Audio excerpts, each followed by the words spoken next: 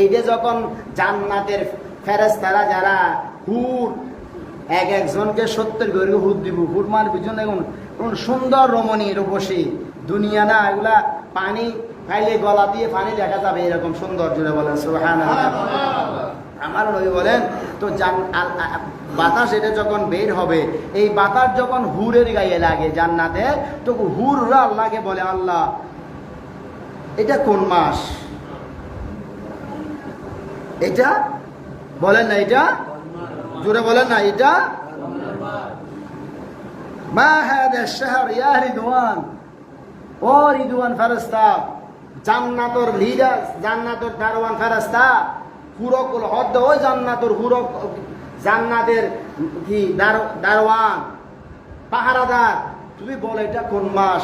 এইটা সুন্দর সুগন্ধিময় একটা আওয়াজ, সুগন্ধি আমরা পাচ্ছি, এটা কোন মাস একটু বলো না। জোরে বলেন না সুবহানাল্লাহ। তো ফায়াকুলু হাযা শাহরুল রমাদান, ওই দারওয়ান হদ তোমরা না জানো না, ইবে রমজান মাস। জোরে বলেন সুবহানাল্লাহ। আল্লাযী ইউগফারু ফীহি যুনুব ওয়াল ইসয়ান, এই মাসে আল্লাহ বান্দাদের গুনাহকে মাফ করে দেয়। জোরে বলেন সুবহানাল্লাহ। বান্দাদের গুনাহকে আল্লাহ মাফ করে দেয়। তো এই দেখেন বাতাস বের হয়েছে, হুরের গায়ে লেগেছে, হুরে প্রশ্ন করেছে রিদওয়ান কোন মাস? তো বলেছেন এটা রমজান মাস। তো এই মাসে কি হয়? হয়তো এই মাসে বান্দা নামাজ পড়লে আল্লাহ কবুল করে। জোরে বলেন সুবহানাল্লাহ।